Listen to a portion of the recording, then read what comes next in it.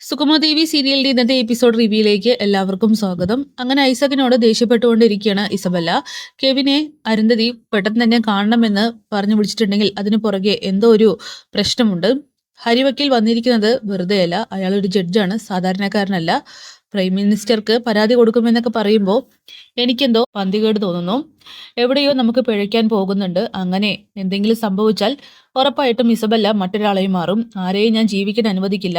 എന്നെ ചതിച്ചിട്ട് എന്നെ തഴഞ്ഞു കളഞ്ഞ് നന്ദനും ദേവികയും ഒന്നിച്ച് സന്തോഷത്തോടെ ജീവിക്കാൻ ഞാൻ വിടില്ല പാപ്പ എന്നൊക്കെ പറഞ്ഞ് ഭീഷണിപ്പെടുത്തുകയാണ്. ഈ സമയം ഐസക്കാണെങ്കിൽ ഇസബല്ല താനൊന്ന് ഒതുങ്ങെന്നൊക്കെ പറഞ്ഞ് സമാധാനിപ്പിക്കുന്നുണ്ട്. ഇല്ല, ഞാൻ ഒതുങ്ങില്ല, കെവിൻ എന്തായാലും ഇങ്ങോട്ടൊന്ന് വന്നോട്ടെ അതൊക്കെ പറഞ്ഞുകൊണ്ട് അവൾ അകത്തേക്ക് കയറി പോവുകയാണ്. പിന്നീട് ഹരിയാണ് സിദ്ധാർത്ഥനോടും ദേവികയോടും പറയുന്നുണ്ട്, ഇവിടെ ആരൊക്കെയോ എന്തൊക്കെയോ മറയ്ക്കുന്നുണ്ട്. നന്ദൻ കറക്റ്റായിട്ടൊന്നും തുറന്നു പറഞ്ഞിട്ടില്ല.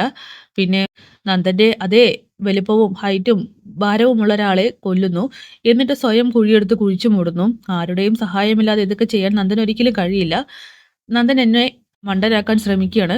പ്രഭാവതിയും എന്തൊക്കെയോ മറിക്കുന്നുണ്ടെന്ന് പറഞ്ഞുകൊണ്ട് പ്രഭയ്ക്ക് നേരെ തിരിയുമ്പോൾ ഇല്ല, നന്ദൻ എന്തായാലും ഋഷിയെ കൊന്നു, അതിന് ആരും സഹായിച്ചിട്ടില്ല, എൻ്റെ മോനെ എങ്ങനെയൊക്കെ രക്ഷിക്കണമെന്ന് പറയുമ്പോൾ ആര് രക്ഷിക്കാൻ, കുറുക്ക് വഴിയെ കൂടെ ഒന്നും രക്ഷിക്കാൻ പോകുന്നില്ല. പിന്നെ അരുന്ധതിയെ ഞാൻ ചെന്ന് കണ്ടിരുന്നു, അവരുടെ മുഖത്ത് ഒരു മകനെ കാണാതെ അതിൻ്റെ സങ്കടമായിരുന്നില്ല, മറിച്ച് ടെൻഷനായിരുന്നു. ഞാൻ അവിടെ കയറി ചെന്നപ്പോൾ മുതൽ അവർ ഭയങ്കരമായിട്ട് ഭയക്കുന്നുണ്ടായിരുന്നു. മാത്രമല്ല ഇങ്ങോട്ട് സഹായം ചോദിക്കുമെന്ന് കരുതി എനിക്ക് തെറ്റി. ഞാൻ അങ്ങോട്ട് സഹായം വാഗ്ദാനം ചെയ്തിട്ടാണ് ഇറങ്ങിപ്പോകുന്നത്. അപ്പോഴും അവർക്കൊരു സന്തോഷമോ സങ്കടമോ ഒന്നും തോന്നിയിട്ടില്ല. അതിനർത്ഥം എന്തൊക്കെയോ എവിടേക്കോ പുകയുന്നുണ്ട്. നന്ദനോട് ഒന്നും കൂടി സംസാരിക്കണം, കാര്യങ്ങൾ ക്ലിയർ ചെയ്യണമെന്നൊക്കെ ദേവികയോടും സിദ്ധാർത്ഥനോടും ഹരിവക്കീൽ പറയുന്നു. പിന്നീട് ഗിരിയാവട്ടെ രജനിയെ സമാധാനിപ്പിക്കുന്ന തിരക്കിലാണ്. നീ ഇപ്പോൾ അങ്ങോട്ട് പോകാൻ നിൽക്കണ്ട, അവിടെയുള്ളവരെല്ലാവരും നിന്നേക്കാൾ ടെൻഷനിലാണെന്നൊക്കെ പറയുമ്പോൾ എന്നാലും ഞാൻ അവിടെ ചെന്ന് നന്ദനെ മാത്രം ഒന്ന് കണ്ട് ആശ്വസിപ്പിച്ചിട്ട് വരാമെന്നൊക്കെ പറയുമ്പോൾ ഇപ്പോഴേ നിനക്ക് 3 മാസമായി, 3 മാസമുള്ള കുഞ്ഞു വയറ്റിൽ കിടക്കുന്നുണ്ട്, നിനക്കിപ്പോൾ റെസ്റ്റാണ് വേണ്ടത്, എല്ലാം ഒന്ന് കലങ്ങി തെളിയട്ടെ, അതിനുശേഷം നമുക്ക് പോകാമെന്നൊക്കെ പറഞ്ഞ് സമാധാനിപ്പിക്കുകയാണ്.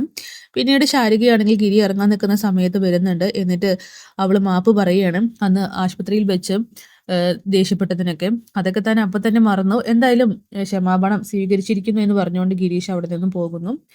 അങ്ങനെ അരുന്ധതി ആവട്ടെ കെവിനോടും ഋഷിയോടും ദേഷ്യപ്പെട്ടുകൊണ്ടിരിക്കുകയാണ്. ഇതൊന്നും നടക്കാൻ പോകുന്ന കാര്യമല്ല, എത്രയും പെട്ടെന്ന് ഈ ഒരു കാര്യങ്ങൾ പുറത്തറിയിക്കണം. കെവിൻ നിനക്ക് സമൂഹത്തിൽ നല്ല പിടിപാടുള്ളതാണ്, അതുകൊണ്ട് നീ തന്നെ വേണം ഇതൊക്കെ തുറന്നു പറയാനെന്ന് പറയുമ്പോൾ അമ്മ എന്തൊക്കെയാണ് പറയുന്നത്, ഞാൻ പറയുന്നത് നിനക്ക് മനസ്സിലാവുന്നില്ലേ? ആ ജഡ്ജി ഇങ്ങോട്ട് കയറി വന്നിരിക്കുന്നത് വെറുതെയല്ല, അയാൾ പ്രൈം മിനിസ്റ്റർക്കാണ് കംപ്ലൈന്റ് കൊടുക്കാൻ പോകുന്നതെന്ന് പറഞ്ഞത്, അതെന്റെ മനസ്സറിയാൻ വേണ്ടിയിട്ടാണെന്ന് തോന്നുന്നു.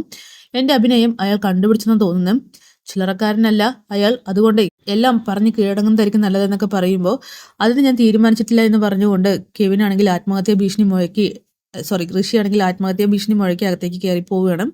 അങ്ങനെ കെവിൻ പറയുന്നുണ്ട്, ആൻറ്റി നന്ദൻ എൻ്റെ ആത്മാർത്ഥ സുഹൃത്താണ്, അവനെ ഞാൻ ചതിക്കണമെങ്കിൽ ഋഷിയുടെ കഥ കേട്ടതിന് ശേഷമാണ് അവനോട് തോന്നിയ ഒരു സഹതാപം കൂടെ നിൽക്കണമെന്ന് തോന്നി. എന്തായാലും ഇത് അത്ര പെട്ടെന്ന് അവസാനിപ്പിക്കാൻ പറ്റുന്ന കാര്യമല്ല, അതുകൊണ്ട് ആൻറ്റി ഒന്ന് ക്ഷമിക്കെന്ന് പറഞ്ഞുകൊണ്ട് കെവിൻ അവിടെ നിന്നും അരുന്ധതിയെ ആശ്വസിപ്പിച്ച് ഇറങ്ങി പോവുകയാണ്. പിന്നീട് നന്ദനെ നന്നായി തന്നെ വിസ്തരിച്ചു കൊണ്ടിരിക്കുകയാണ് ഹരിയും ദേവികയും ചേർന്നിട്ട്.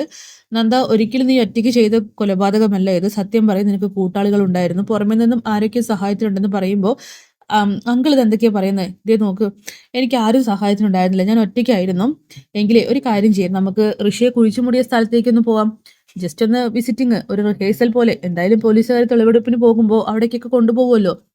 അത് എനിക്ക് ഓർമ്മയില്ലെന്ന് പറയുമ്പോൾ നിന്നേക്കാൾ വലിയ ഭൂലോക തരികടകളെ കണ്ടവനാണ് ഈ ഹരി, അതുകൊണ്ട് എന്നോട് നിന്റെ തരികട എടുക്കണ്ട, മര്യാദയ്ക്ക് നീ സത്യങ്ങൾ തുറന്നു പറയുന്നതായിരിക്കും നല്ലത്. എന്തൊക്കെയോ നീ മറക്കുന്നുണ്ട്, ഇതിന് പുറകിൽ ആരൊക്കെയോ ഉണ്ടെന്നൊക്കെ പറയുമ്പോൾ നന്ദനാണെങ്കിൽ തീർത്തും തുറന്നു പറയുന്നില്ല. അങ്ങനെ ദേവിക പറയുന്നുണ്ട്, മനുഷ്യത്വം കുറച്ചെങ്കിലും ബാക്കിയുള്ളത് കൊണ്ടാണ് ചന്ദ്രത്തിന്റെ പടി കയറില്ല എന്ന് പറഞ്ഞ് ഞാൻ കയറിയിരിക്കുന്നത്, അതും അച്ഛനെയും അമ്മയെയും പോലെ കാണുന്ന 2 ജീവനുകൾ ഇവിടെ ഉള്ളത് കൊണ്ട്. നന്ദ, നിന്നെ രക്ഷിക്കാൻ വേണ്ടിയിട്ടാണ്, സത്യം തുറന്നു പറയുന്നൊക്കെ പറഞ്ഞുകൊണ്ട് ദേവികയും കാൽക്കൽ പിടിക്കുന്നു. എന്തായാലും അതൊക്കെ കാണിച്ചുകൊണ്ടാണ് എപ്പിസോഡ് അവസാനിക്കുന്നത്. കാത്തിരിക്കാം കിടിലൻ എപ്പിസോഡ്സിനായിട്ട്. Bye bye.